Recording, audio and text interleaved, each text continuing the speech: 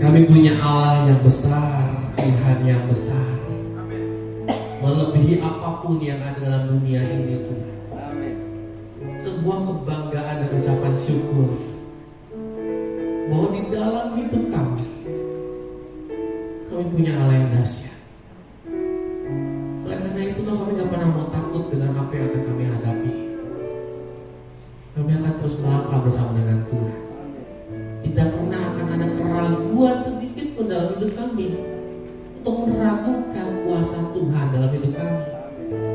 Karena kami seperti lagu tadi, kami berkata di hadapan Tuhan, Tuhan, Kau Allah yang besar, Kau terlebih besar yang ada dalam hidup kami. Kami mau pegang teguh itu terus, Tuhan.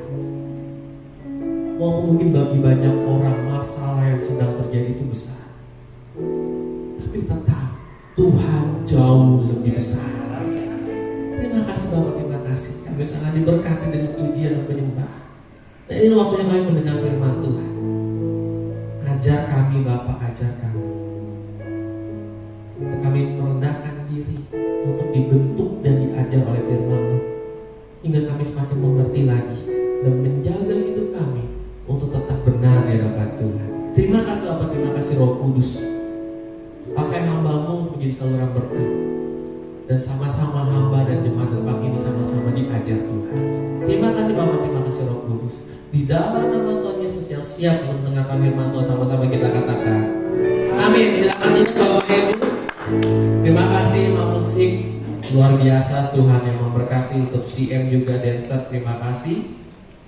Sebelum masuk dalam firman Tuhan, saya ingin mengingatkan kembali Bapak Ibu, karena ini cukup penting, karena tinggal beberapa bulan lagi kita masuk ke Desember. Jadi kalau dicatat dan diperhatikan Bapak Ibu, maklum kalau Desember bagi kita pasti akan banyak kegiatan. Jadi diperhatikan. Yang pertama, tanggal 10 Desember, ya, hari Sabtu jam 4 sore akan diadakan Natal Sekolah Minggu Bapak Ibu. Ya, jadi yang anaknya Bapak Ibu rajin datang sekolah minggu, Natal jangan sampai nggak datang. Karena tahun ini perayaannya luar biasa Bapak Ibu, berkatnya banyak. Nah, ya, modelannya juga baru. Jadi jangan sampai kelewatan tanggal 10 Desember hari Sabtu jam 4 sore di tempat ini. Oke, jadi rajin-rajinlah bawa anaknya ke sekolah minggu untuk mempersiapkan Natal tahun ini. Oke? Lalu dilanjut di tanggal 17-nya, berarti Sabtu depannya akan diadakan Natal Youth, Dewasa Muda dan Teens digabung Bapak Ibu, jam 6 sore. Nanti minggu depan poster-posternya akan ditayangkan.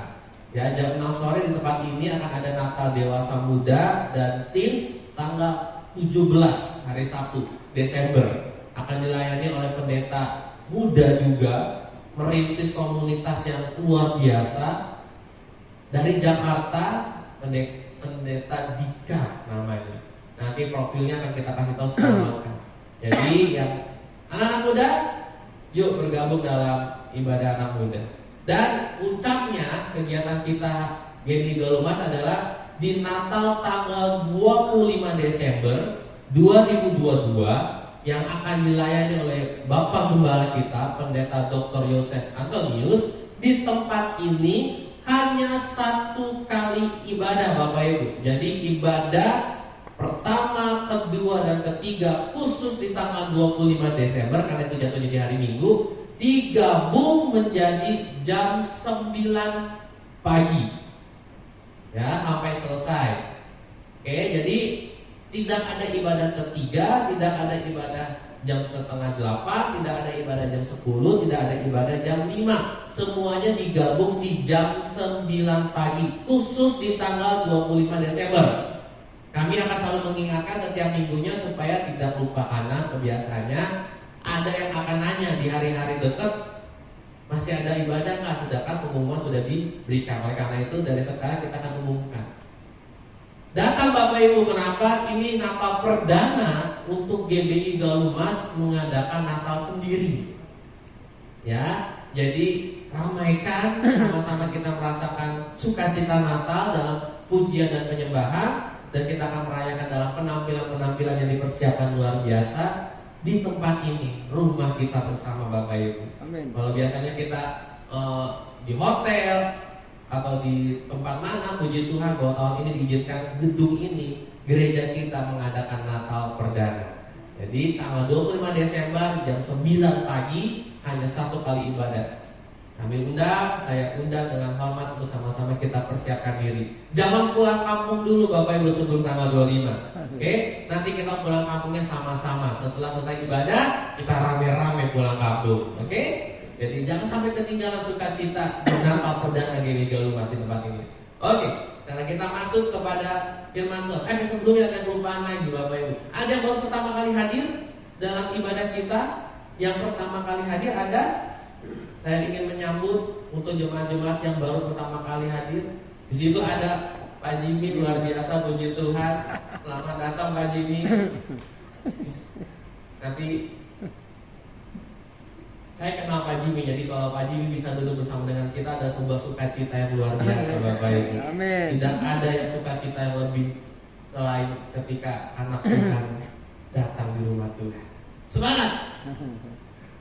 Ada yang lain? Jemaat yang setia? Pak ada di belakang itu, Pak Artis. Kita berikan tepuk tangan Bapak Ibu. Luar biasa. Selamat bergabung untuk Bapak. Nanti akan ada tim yang akan menyambut yang ini menjadi rumah kita bersama. Dan tugas kita semua yang sudah jemaat lama, bawa jiwa-jiwa. Amin. Biar kita sama-sama bertumbuh dalam rumah Tuhan. Oke, kita masuk dalam berbicara firman Tuhan. Hari ini saya kasih tema sederhana Bapak Ibu. Cukup. Bukan berarti firmannya cukup selesai Bapak, enggak. Temanya cukup. Satu kata yang ketika saya renungkan, ketika Tuhan izinkan untuk saya renungkan dan membagikan kepada Bapak Ibu, ternyata kata cukup hari-hari ini tuh sulit sekali untuk kita ungkapkan Bapak Ibu. Gak usah dijawab, tapi jawabnya dalam hati. Berapa kali Bapak Ibu bilang sama Tuhan, Tuhan terima kasih loh, cukup banget apa yang Tuhan beri dalam hidup. Atau lebih banyak kita bilang Tuhan kurang. Tuhan lagi dong berkatnya dibanyakin. Saya udah setia loh Tuhan, ikut Tuhan. Karena kurang loh Tuhan. Apalagi BBM naik 10.000. Dulu mungkin warteg 10.000 dapat Tuhan. Sekarang mana ada. Sekarang minimal paling cuma 15.000. Itu pun sudah susah nyari. Cabai naik, minyak goreng naik, bawang naik tuh.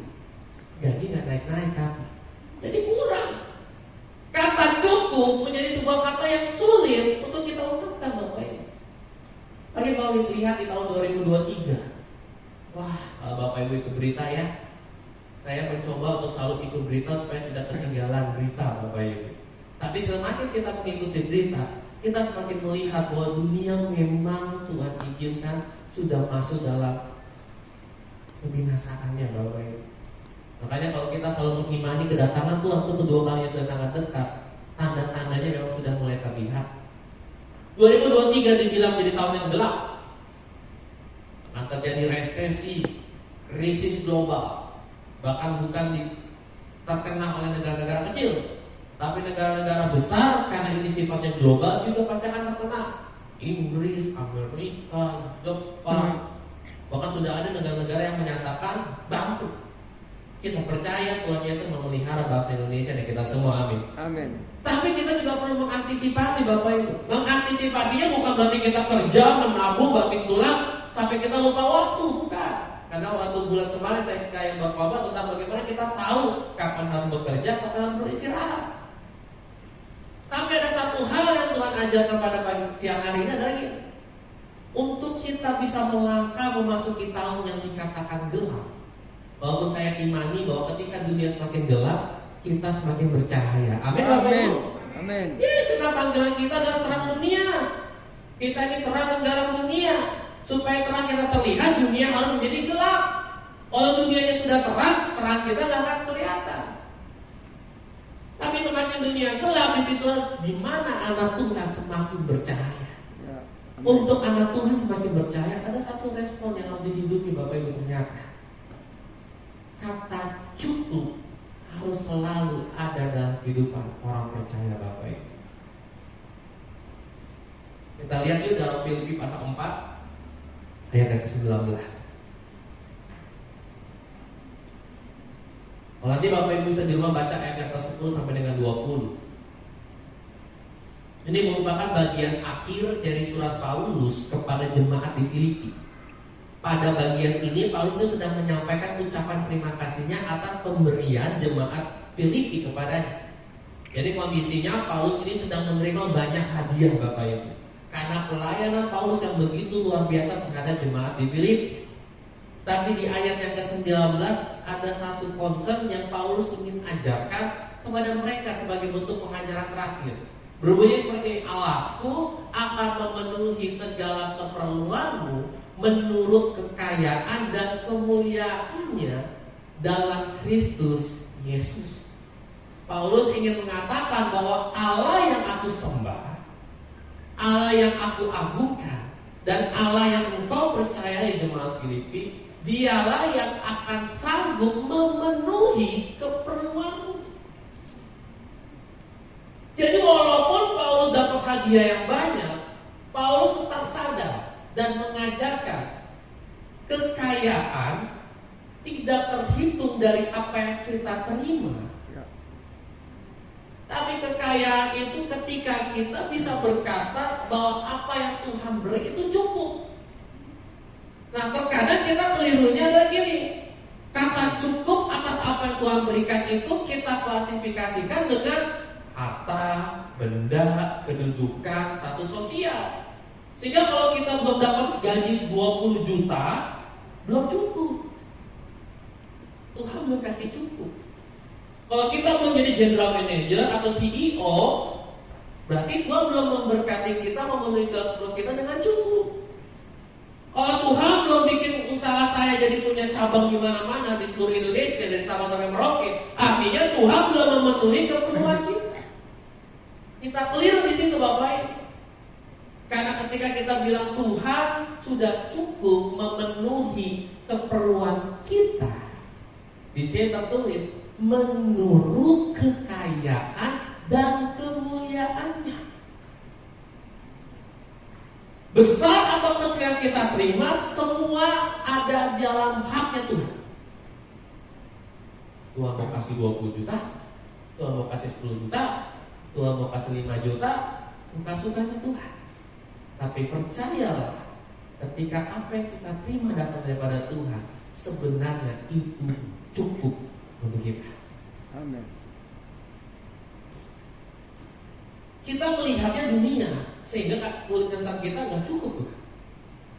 Gak mungkin Tuhan dengan gaji cuma UMR saya bisa hidup dengan satu anak, satu istri tentunya, satu suami tentunya. UMR Tuhan, bagaimana? Gak mungkin. Beli bensin udah habis. Tapi Tuhan tahu, kalau kita bilang bahwa Allah akan memenuhi segala keperluanku, maka ketika Tuhan memberi apapun yang kita terima, kita harus bisa bilang bahwa itu cukup Tuhan. Amin. Jangan menggunakan takaran ke orang lain. Wah, kok dia diberkati 10 juta, 15 juta, ratusan juta. Saya UMR Tuhan. Tuhan Maha Tahu, saya manggil saya lagi. Tuhan Maha Tahu.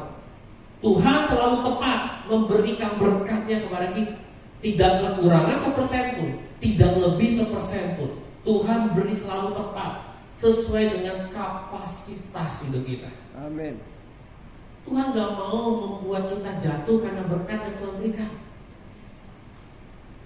Kalau Tuhan kasih kita misalkan UMR, artinya Tuhan masih melihat kita kapasitasnya adalah untuk mengolah itu. Setia dan bilang cukup Tuhan. Tapi kalau kita maksa, Tuhan tetap kasih sih. Tapi resikonya kita akan jauh daripada Tuhan lebih besar. Tuhan, aku berdoa, berpuasa, datang ke gereja gak pernah telat, rajin gak pernah bolong, dengerin firman selalu dihidupi. Tapi saya minta dong Tuhan, kasih saya pekerjaan yang luar biasa. Dipaksa terus, dikasih. Tapi segala sesuatu yang hasilnya dengan paksaan, pasti akan ada efek negatif. Ya. Jangan heran kalau ketika udah dapat pekerjaan, Pak kemana aja, jalan nggak kelihatan. Iya nih sibuk banget. Libur sih hari Minggu, tapi saya pakai untuk istirahat.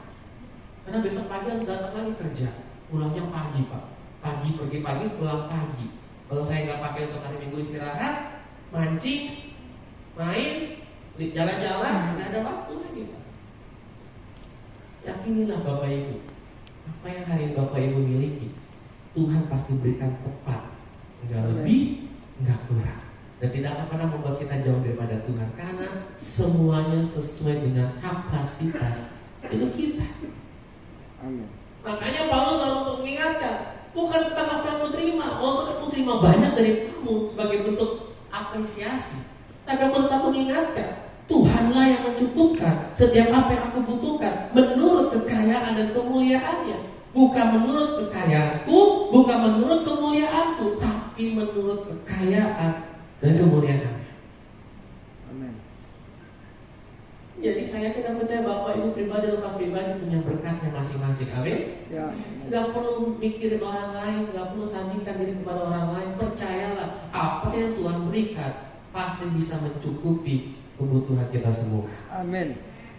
Rasakan kita dengan iman bilang, Tuhan sudah cukup. Kalau memang Tuhan ingin kasih lebih, biarlah kapasitas hidupku juga sudah mampu mengelola itu semua. Kenapa? Karena yang kaya pun belum tentu bisa merasa cukup. Ya. Yang punya gaji ratusan juta belum tentu juga punya rasa cukup dalam hidupnya. Karena itu bahaya Bapak Ibu. Ketika kita tidak punya rasa cukup, kita tidak dapat merdeka dalam Tuhan. Sudah di dalam Tuhan, tapi dikatakan tidak merdeka. Karena ketika kita tidak bisa bilang rasa cukup, disitulah kita sedang terikat. Dan bahkan lebih parahnya Bapak Ibu, ternyata kita lebih mencintai dunia daripada Tuhan. Ya. Saya yakin dan percaya kita semua di tempat ini yang tetap ibadah itu di dalam Tuhan. Kita yang bilang bahwa I love you God, aku datang kepada Tuhan, aku serahkan hidupku dalam Tuhan. Yes, kita di dalam Tuhan. Kita nggak lagi di luar Tuhan, kita ada di dalam Tuhan. Ya. Tapi ternyata belum tentu kita merdeka loh walaupun kita ada di dalam Tuhan. Ya. Kan kita masih sulit berkata, Tuhan udah cukup, kan Tuhan udah di dalam aku, kan aku di dalam Tuhan. Tapi kita masih sulit untuk ngomong cukup. Yang ada kita selalu bilang lagi kurang dan kurang. Kita sedang terpenjara, terikat, bahkan lebih parahnya kita mencintai dunia daripada Tuhan. Itu bahaya sekali Bapak Ibu. Dalam Ibrani 13 ayat 5, bantu saya. Saya kasih satu contoh. Sini tertulis, janganlah kamu menjadi hamba uang dan cukupkanlah dirimu dengan apa yang ada padamu. Di situ tertulis, cukupkanlah dirimu dengan apa yang ada padamu. Baru dilanjut, karena Allah telah berfirman, aku sekali-sekali tidak akan membiarkan engkau, dan aku sekali-sekali tidak akan meninggalkan engkau. Amin. Wow. Kita pengen Tuhan selalu ada untuk kita. Amin. Kita pengen Tuhan tidak pernah meninggalkan kita. Kuncinya satu, cukupkanlah apa yang ada pada kita, Bapak Ibu. Sekali kita mengikat diri kita dengan hal apapun juga di luar Tuhan, di saat itulah Tuhan tidak bisa berjalan bersama dengan kita. Bukan karena Tuhan tidak mau berjalan, bukan karena Tuhan tidak mau mendekat, bukan karena Tuhan ingin meninggalkan kita, tidak. Karena Tuhan tidak mau diduakan. Ini salah satu contoh tentang uang. Ketika kita terikat dan menjadi hamba uang, Tuhan tidak mau diduakan. Ya.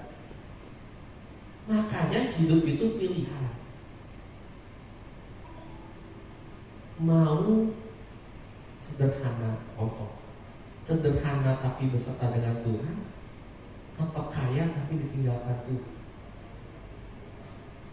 Yang pertama, apa yang kedua, Bapak Ibu? Sederhana tapi Tuhan selalu beserta kita. Ya. Atau kaya raya karena kita kejar uang tapi gak ada Tuhan di samping kita. Memang saya akan pilih yang pertama, karena kembali janji Tuhan selalu ya dan amin. Setiap orang yang hidup berjalan bersama dengan Tuhan tidak akan pernah dibiarkan menderita, tidak akan pernah minta-minta. Dia akan selalu dipenuhi menjadi kepala, bukan menjadi ekor. Saya tidak percaya, Bapak Ibu, orang Kristen gak ada yang disebut orang kaya. Sebuah pekerjaan udah gak ini suasananya, ada pertengkaran terus, pertengkaran lalu gesekan terus. Mungkin kita perlu tanya, Tuhan, apakah aku masih harus di sini? Kalau ternyata pekerjaan kita membuat kita sulit ikut ke gereja, sulit meluangkan waktu, mungkin kita perlu tanya, Tuhan, apakah aku masih harus tetap di sini?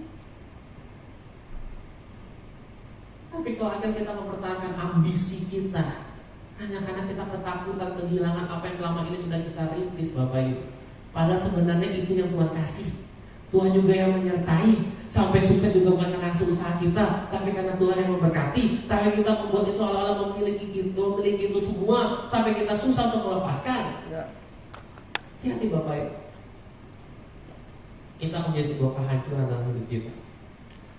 Satu contoh. Siapa yang tahu Raja Saul? Tahu ya Bapak Ibu ya? Kalau saya sebut kenal, bingung juga umur berapa Bapak Ibu sekarang gitu ya. Siapa yang tahu Raja Saul? Raja Saul adalah raja pertama bangsa Israel. Ketika bangsa Israel bilang sama Tuhan, Tuhan, kami minta Engkau kirim satu orang sebagai bentuk perwakilanmu yang bisa kami lihat. Akhirnya Tuhan suruh Samuel untuk mencari.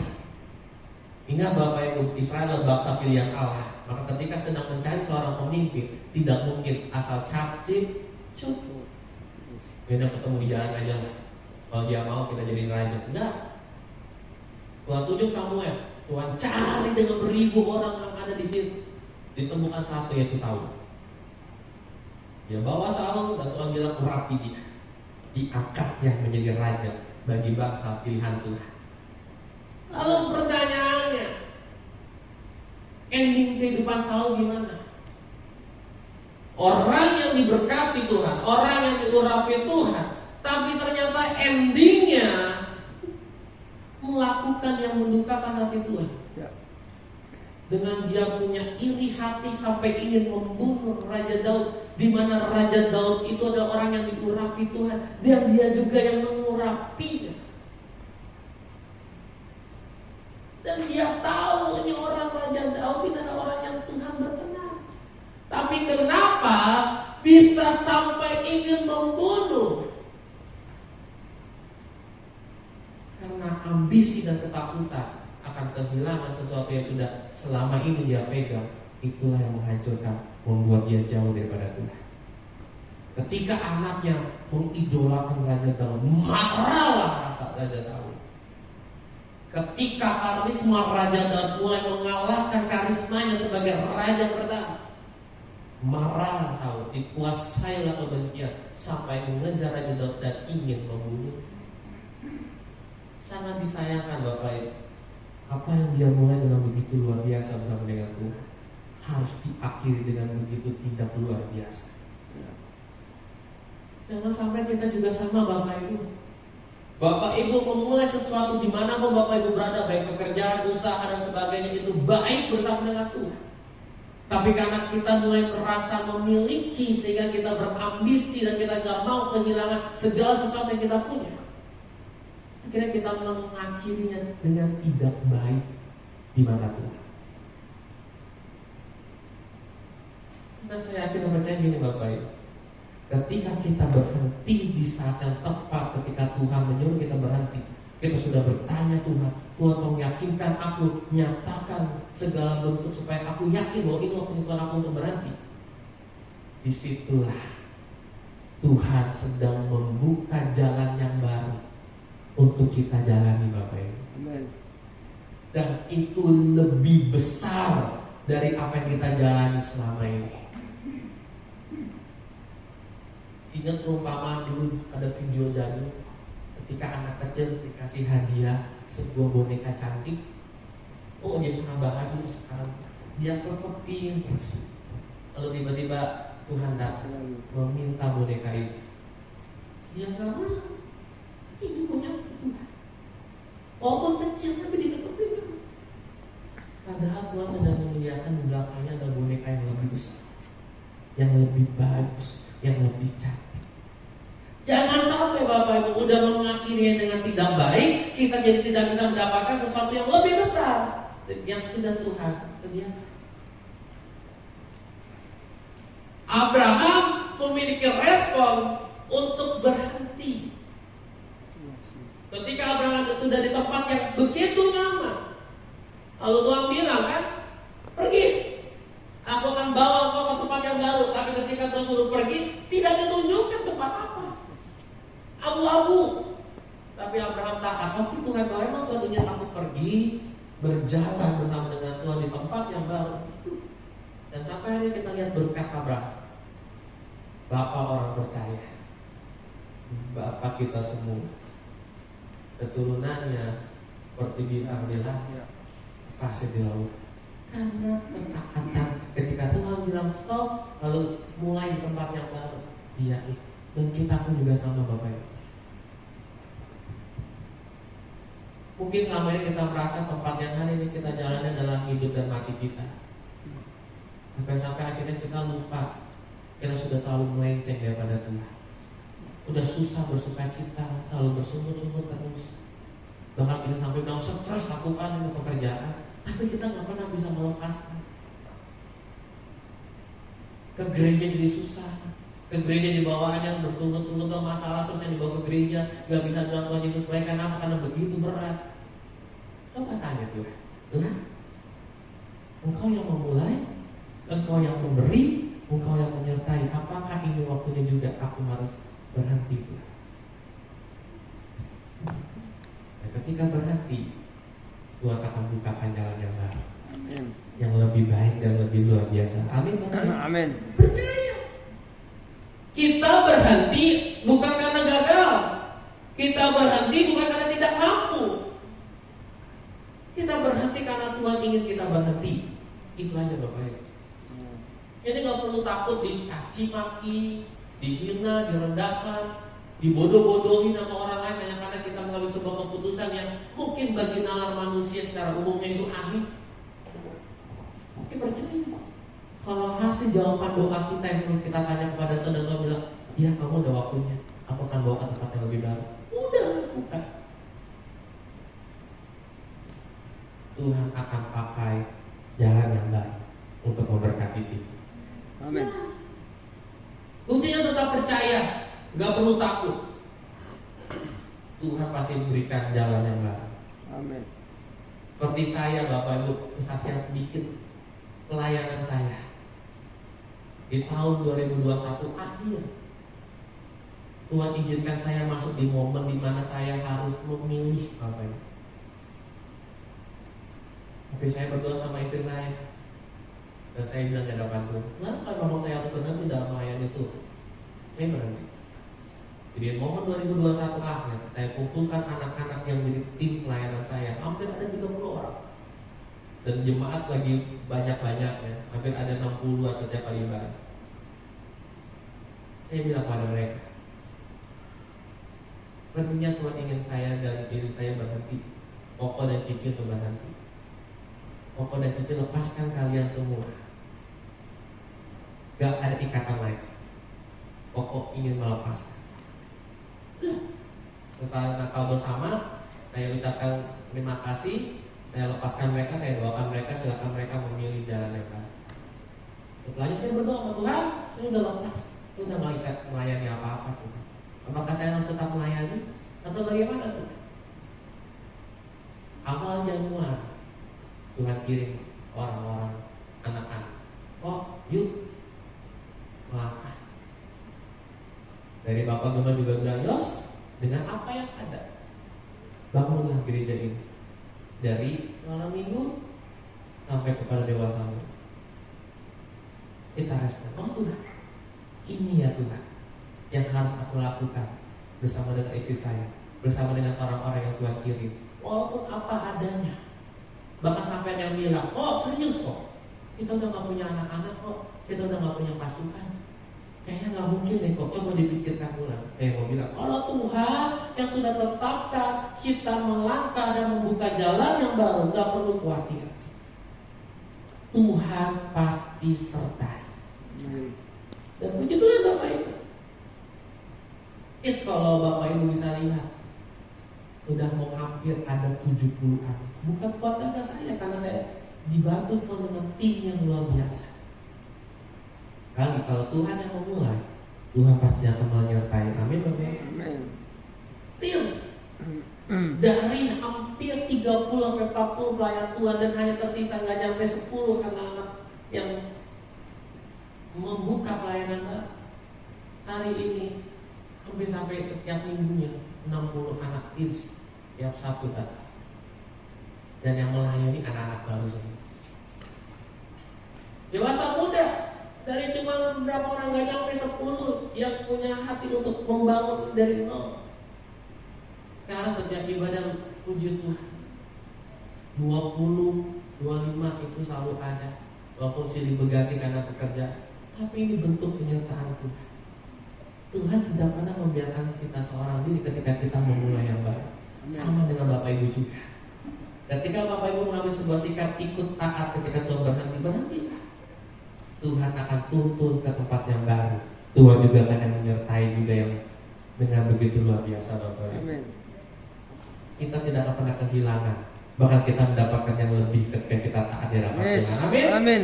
Yang kedua, ciri orang yang bisa mengucap syukur dalam Tuhan yang kedua gini, tidak pernah mengumbar-umbar kesusahan.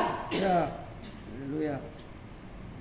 Filipi pasal 4 ayat 4 sampai dengan 5 berbunyi, bersukacitalah senantiasa dalam Tuhan. Sekali lagi kukatakan, bersukacitalah. Ayat 5, hendaklah kebaikan hatimu diketahui semua orang, Tuhan sudah dekat. Ya.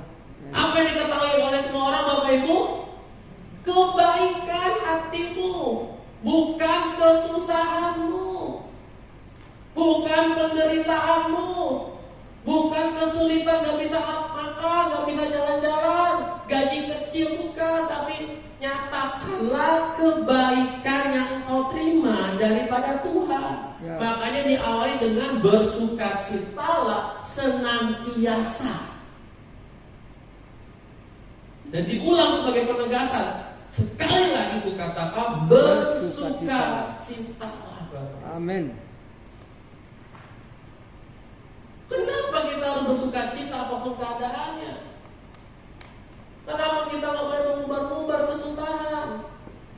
Karena sekali lagi Bapak Ibu, kita ini terpanggil untuk memberitakan Injil yang Tuhan titipkan dalam hidup kita. Matius pasal 5 ayat 13 berbicara, kamu, kita semua adalah garam dunia. Jika garam itu menjadi tawar, dengan apakah ia diasinkan?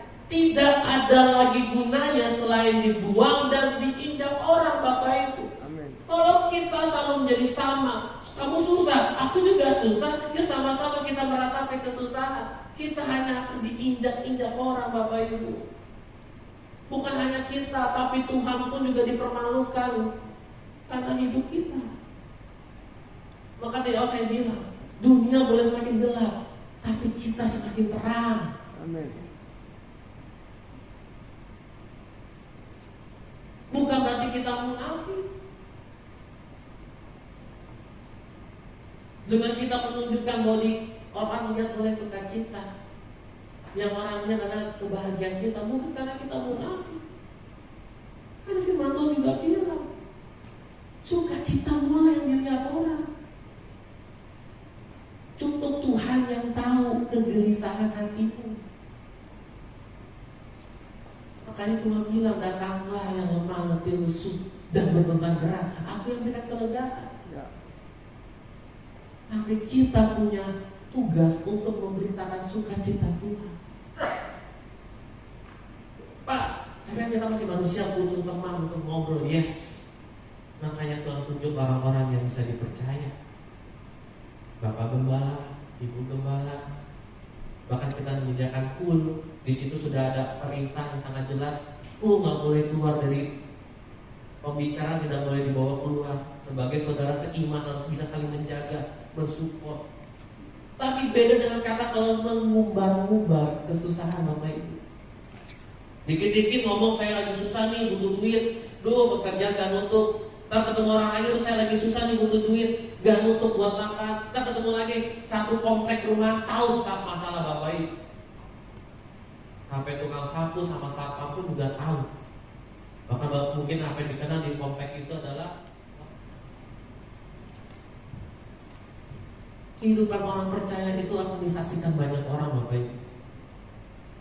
Ibrani pasal 12 ayat pertama berbunyi, karena kita mempunyai banyak saksi bagaikan awan yang mengelilingi kita.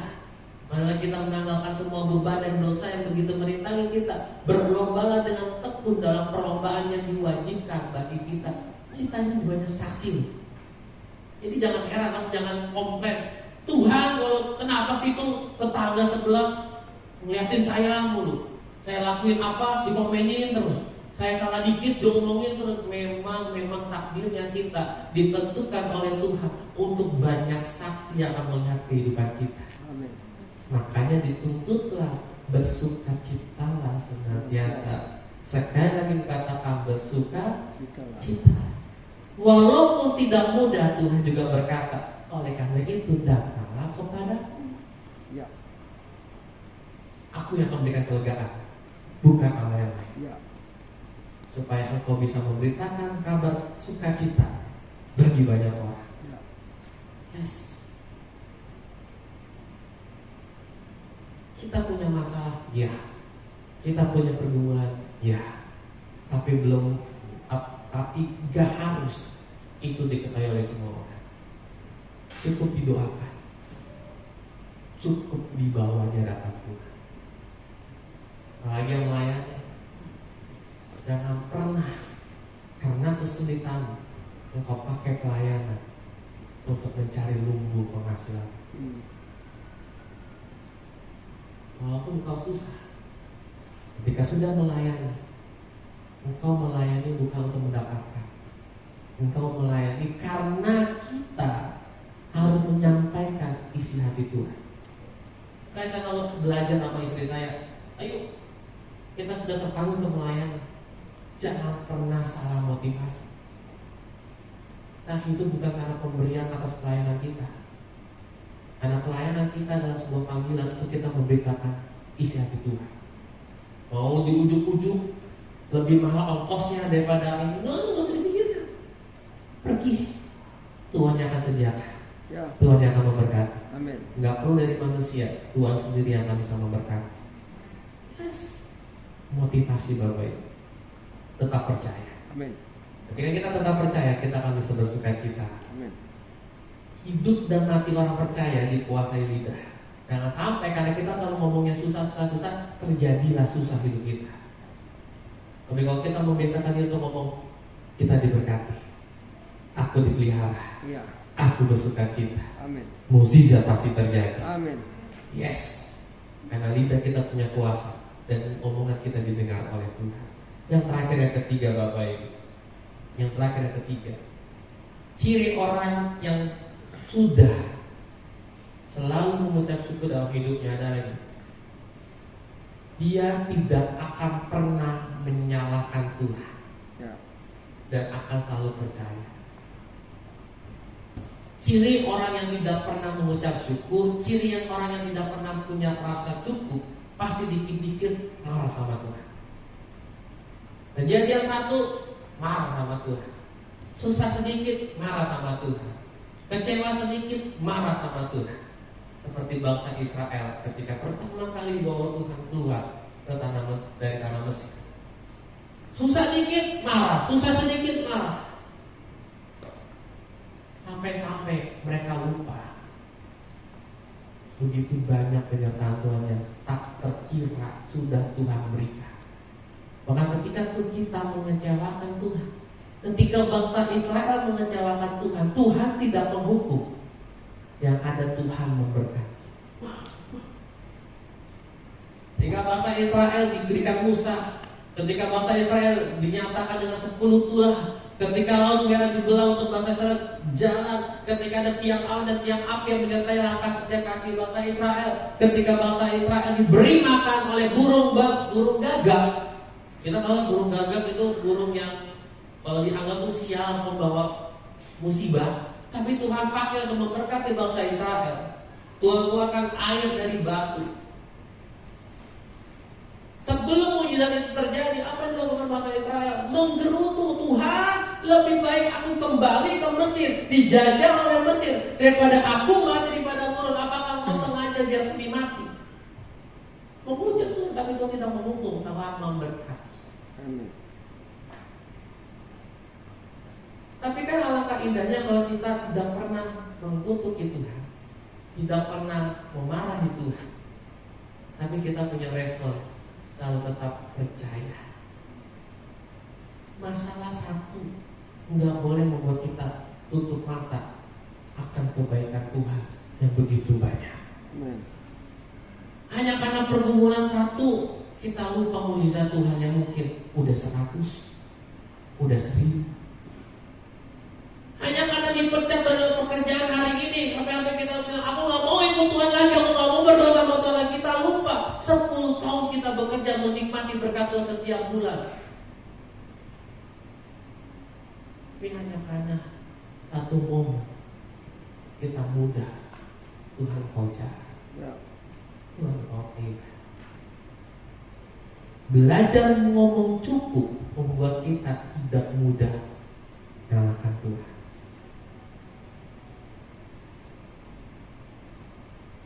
Ngomong cukup membuat kita tidak mudah mempertanyakan. Tuhan pasti lihat. Amin.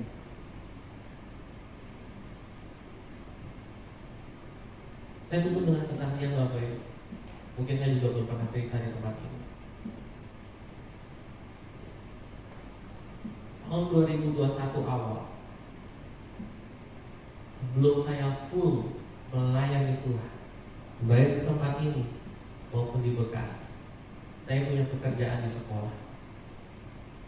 Saya merintis bersama-sama dengan teman-teman guru dari sekolah ABK sampai masuk kepada Nasional Plus, sampai kepada sudah mulai berdiri. Semua administrasi semakin berkembang, kesejahteraan semakin berkembang. Kurang lebih hampir mau 5 sampai 6 tahun. Tepat di tahun 2021 awal tahun, setelah saya kena COVID, setelah anak saya belum genap 1 bulan, saya diperhadapkan sebuah kondisi di mana saya harus melepas yang saat itu saya anggap sebagai lumbung penghasilan saya, Bapak Ibu. Saya belum full melayani. Saya masih menghentikan diri sebagai staf pengajar, guru yang mengajar, sebagai kepala sekolah. Gak ada yang komplain, semuanya baik, hubungan semua baik. Tapi tiba-tiba saya harus digantikan. Saya harus keluar. Apakah saya bisa memaksa? Bisa. Saya punya power untuk tetap stay? Bisa. Saya bisa fighting? Bisa. Saya bisa memperdebatkan? Bisa. Tapi ada satu kata yang menyadarkan saya. Bilang begini, kalau segala sesuatu semuanya itu datang daripada Tuhan, memang dikhususkan untuk kamu, Kamu gak perlu melewati setiap prosesnya dengan kemarahan, pertikaian, sakit hati, saling melukai satu dengan yang lain. Kalau hal-hal ini kamu lewati hanya untuk sebuah kedudukan, itu sudah fix bukan datang daripada Tuhan. Saya berdoa sama Tuhan. Nah, saya nggak mau nyalain Tuhan. Kalau memang ini waktunya, aku harus melepaskan. Aku serahkan diriku, istri dan anak di dalam tangan Tuhan. Dan otomatis setengah penghasilan hilang. Saya tadi surat pengunduran diri, saya damai, gak pusing lagi dengan berbunyi. Puji Tuhan Bapak Ibu, Tuhan pelihara sampai hari ini. Yang tadinya saya melepaskan sumber penghasilan, Tuhan berkati dari sumber-sumber yang lain. Amin. Dan saya tahu pegang Tuhan, kalau memang datang dari Tuhan, nggak perlu dengan air mata, nggak perlu dengan pertikaian, nggak perlu dengan perkelahian, tidak perlu dengan caci maki, pasti Tuhan berikan langsung dengan damai. Jadi ingat Bapak Ibu, kalau semua hal itu sudah terjadi dalam kehidupan Bapak Ibu, mungkin memang misalnya kita harus melepaskan. Tuhan mau menyediakan yang lebih baik. Amin. Dan itu juga yang saya pegang Bapak Ibu. Ketika Pak Anton, Bapak Gembala kita mulai berbicara, Yos, persiapkan diri ya untuk mulai punya hati untuk melayani di Galumas sebagai penerus Papa di Galumas. Saya bilang, oke. Sebagai anak yang baik kita harus merespon. Tapi saya bilang, Pak, tapi kalau peralihan ini bukan datang daripada Tuhan, jangan pernah sekali-sekali memaksakan untuk mengestafetkan pelayanan ke saya. Karena saya mau melanjutkan estafet pelayanan yang sudah Papa rintis dengan begitu luar biasa dengan perkenanan Tuhan. Karena saya juga ingin mau menjadi berkat bagi jemaat-jemaat yang sudah Tuhan berikan kepada Papa. Saya nggak mau ada kesan menggantikan, saya nggak mau ada kesan sedang mengkudeta, saya tidak mau ada kesan sedang ingin cepat-cepat apalagi saya tidak. Tapi saya mau ikut waktunya Tuhan. Kalau memang Tuhan taruh dalam hati Yosua tidak layak, saya terima. Tapi saya memang belum layak. Tapi kalau Tuhan taruh dalam hati Papa menunjuk saya untuk menjalankan, meneruskan estafet, ketika kita bisa bilang cukup Tuhan, ketika aku punya Tuhan, itu menjadi sesuatu yang indah dalam hidup kita, menjadi sesuatu yang berharga dalam hidup kita, menjadi sesuatu yang berkenan dalam hidup kita. Kenapa? Karena seseorang disebut kaya bukan ketika memiliki harta yang melimpah. Seseorang disebut kaya ketika dia bisa berkata cukup dalam hidupnya. Kita nggak perlu dibilang kaya karena harta, kita nggak perlu dibilang kaya karena kedudukan, kita nggak perlu dibilang kaya karena status sosial. Kalau kita masih belum bisa bilang Tuhan cukup bagiku ketika aku punya Tuhan, semuanya nanti hidup kita akan selalu susah. Kita akan selalu stres bagaimana mempertahankan ini dan itu. Tapi kalau kita bisa bilang Tuhan cukup, hari ini Tuhan kasih cukup, aku gak kekurangan Tuhan, cukup, dan aku menikmati ini semua.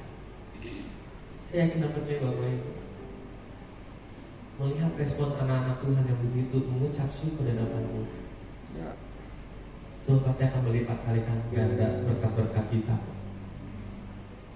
Tuhan akan memberi berkatnya sesuai dengan kapasitas kita. Kalau dikasih dikit aja kita sudah menggerutu, dikasih sedikit aja kita nggak bisa mengucap syukur, dikasih sedikit aja kita nggak bisa berkata cukup. Bagaimana Tuhan mau kasih besar? Sampai kapanpun Tuhan tidak pernah mau kasih yang besar.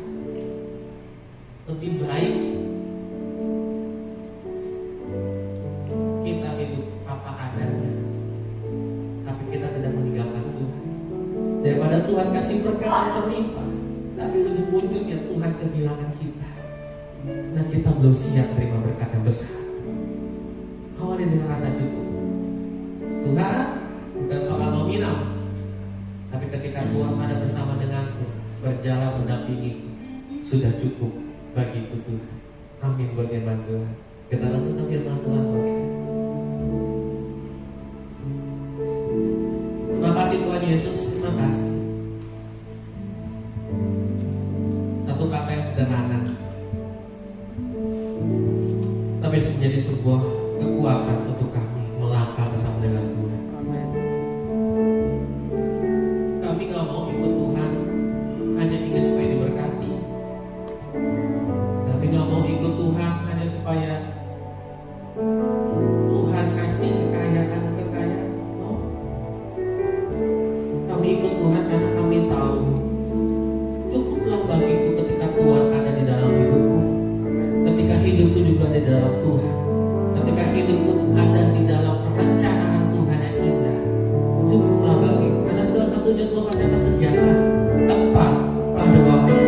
Amin. Terima kasih Bapak, terima kasih. Bahkan ketika kami tidak perlu meminta, Tuhan juga yang menyediakan. Terima kasih.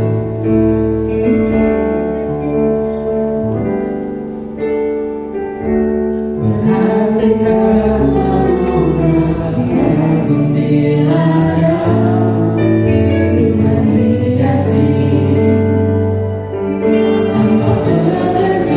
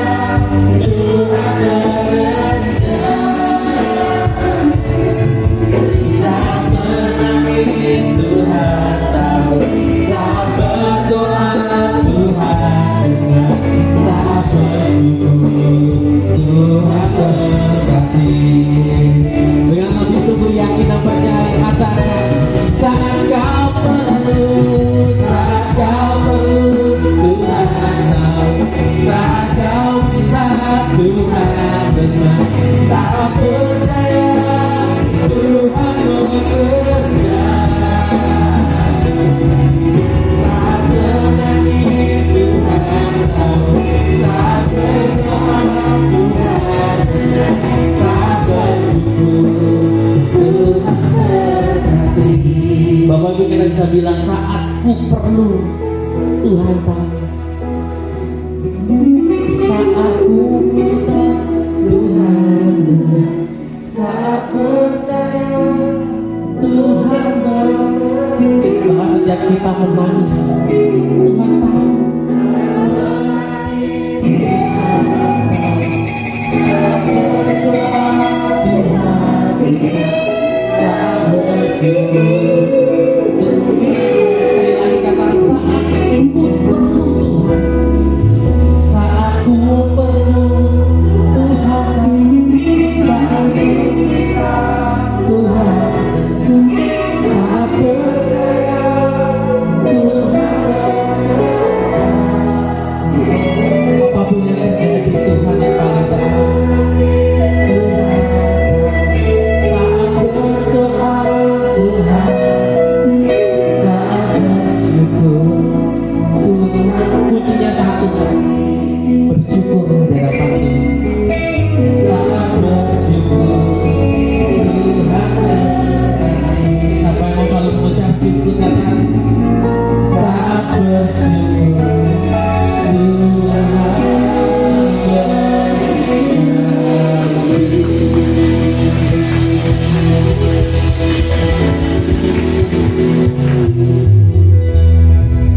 Yesus. Kalau selama ini kami jarang berkata cukup, ajar kami pada siang hari ini Tuhan, untuk setiap hari seperti bagaimana Tuhan mengajarkan di dalam doa. Cukupkanlah hari ini Tuhan. Berilah hari ini segala sesuatu cukup. Kami gak minta lebih, kami minta yang cukup daripada Tuhan. Dan kami mau tetap percaya tuh, mungkin bagi dunia tidak cukup, bagi banyak orang berkata tidak cukup, tapi kami bisa bilang bahwa hidup kami cukup. Karena yang mencukupkan bukan tentang apa yang kami dapatkan, tapi yang mencukupkan apa yang kami miliki. Kami punya Tuhan, kami punya Allah yang luar biasa, yang besar dalam kehidupan kami itu. Itu lebih daripada cukup Bapak. Terima kasih. Terima kasih dan ajar kami Tuhan, untuk kami tahu kapan kami melangkah, kapan kami harus berhenti. Ajar kami juga Tuhan, untuk dalam kehidupan kami kebaikan Kristus terpancar, sehingga banyak orang melihat kebaikan Tuhan. Dan ajar kami juga untuk kami tidak mudah marah, mudah meninggalkan Tuhan, tapi biarlah kami terus memuji dan memuliakan nama Tuhan. Terima kasih Bapak. Hamba berhenti untuk dalam menyampaikan firman, tapi biarlah firman-Mu hidup dalam kehidupan setiap kami semua, dimeneraikan di dalam nama Tuhan Yesus, menjadi berkat setiap kami. Terima kasih Bapak. Bila ada kesempatan kami juga memberi persembahan yang ingin memberi persembahan dan Tuhan taruh dalam hati untuk memberi persembahan, kita bisa angkat amplop di tangan kanan. Kembali Tuhan tidak melihat apa yang kita kasih, Tuhan melihat hati. Kalau ada hati yang ingin memberi, mungkin hari ini tidak bisa memberi, tapi Tuhan akan sanggupkan besok bisa memberi. Yang penting adalah hati, karena Tuhan melihat hati bukan melihat nominal. Tuhan melihat kesungguhan dan motivasi.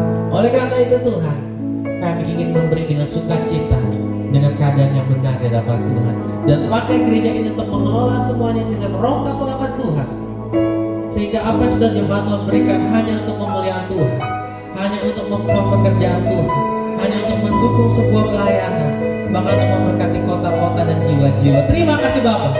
Terima kasih Roh Kudus, dan kami siap untuk memberi, dan kami juga siap untuk menerima berkat Tuhan. Arahkan hati dan kesungguhan hati di hadapan Tuhan, dan angkat kedua tangan kita tinggi-tinggi di hadapan Tuhan yang melepaskan berkat secara langsung dari tempat yang maha tinggi. Tuhan, kau melihat tangan yang terangkat dan hati yang terarah, yang penuh dengan kepercayaan dan penyerahan diri di hadapan Tuhan. Berkat Tuhan dari tempat yang maha tinggi melimpah turun atas setiap jemaat di tempat ini Tuhan. Setiap apapun yang dikerjakan oleh jemaatmu Tuhan buat berhasil. Tidak ada kegagalan, semuanya berhasil. Dari yang terkecil sampai yang terbesar, tidak pernah luput dari kasih setia Tuhan. Lebih daripada itu Tuhan, Engkau akan mendapati kami semua di tempat ini jadi umat yang layak, umat yang setia, umat yang berkenan. Sehingga Tuhan datang untuk kedua kalinya, Tuhan mendapati kami semua siap untuk memerintah bersama dengan Tuhan untuk selama-lamanya. Di dalam nama Tuhan Yesus sama-sama kita katakan amin. Selamat bersatu. Tuhan Yesus memberkati.